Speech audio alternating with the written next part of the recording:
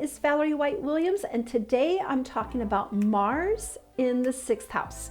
So Mars is the planet of, we think of it as warfare and anger or energy, but I like to think about it from my teacher Connie Kaplan, is your physical body, your physical, because we have several bodies. We have our physical body, we have our mental body, we have our emotional body, and we have our spiritual body. So the physical body that takes charge and needs to do things is that Mars energy. And yes, it can be frustrated, it could be angry, it could actually, take action, but it's an action taker. So I think of Mars is taking action, and the action is usually physical.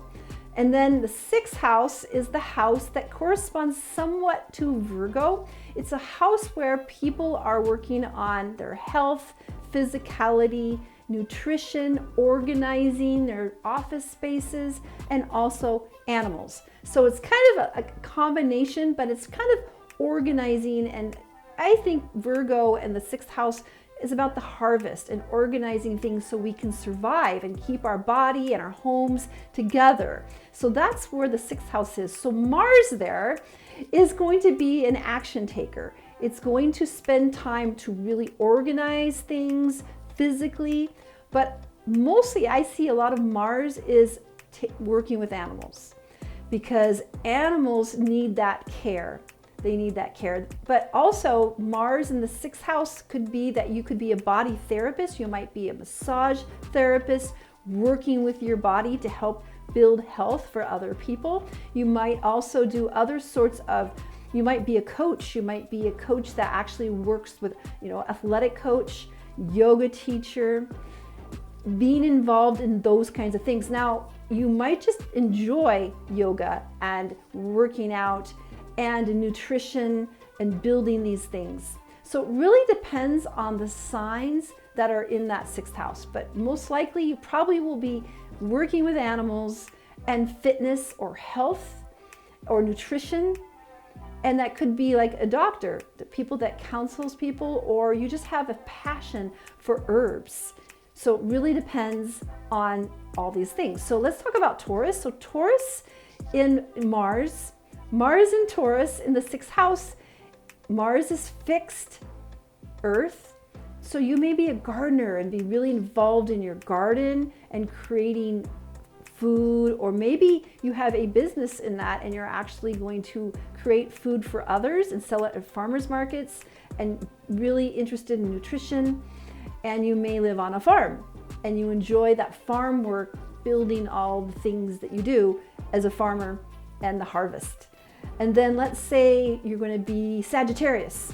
Now Sagittarius is mutable fire, so it's super active. And so I see lots of animal energy in that combination. You might have a lot of dogs, you might walk dogs, take care of your animals. You might love horses, because of course Sagittarius is horses. So you might be that horse person that has horses, rides horses, and really loves to interact with those bigger animals, with bigger things. Now, let's say Pisces in the 6th house, Mars, is going to be water, because we have that mutable water. And so there you might be that yoga, loving yoga and taking a lot of care, or dancing, using dance as a way to train your body and enjoying that. And also there's going to be a bit more of a maybe mystical or spiritual or creative approach in that house as well. So, which is really different, because Pisces is opposite of Virgo, and Virgo is really organized and wants to have structure. Pisces is more intuitive. So it's kind of opposites in that sign of the house, but that happens.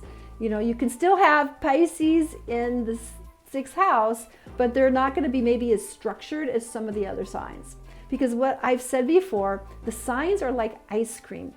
They're like ice cream. And let's do one more. Let's do Gemini.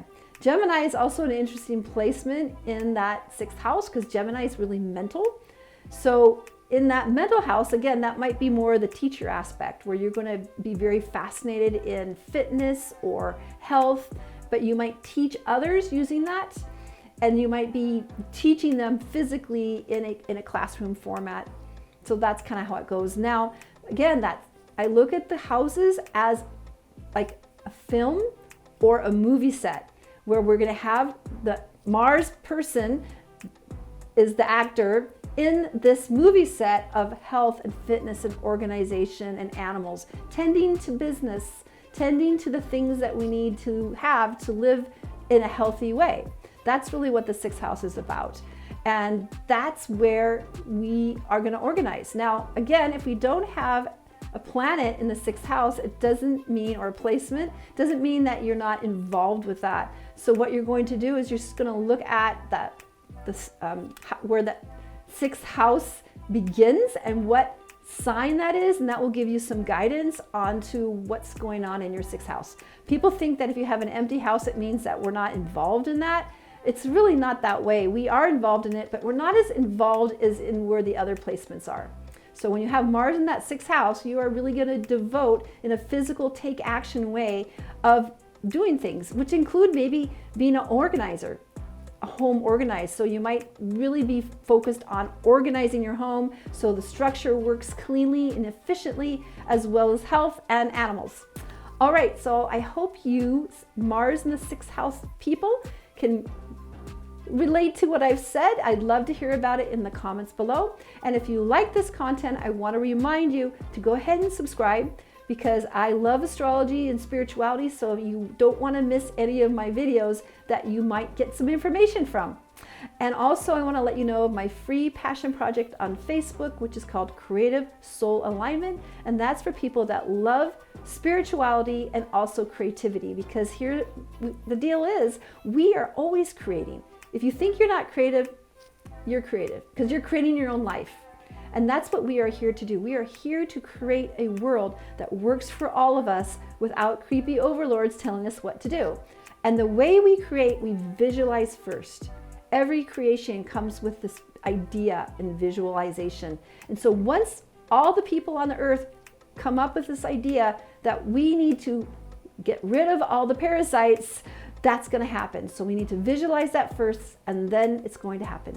All right, take care, and I'll see you next time. Bye.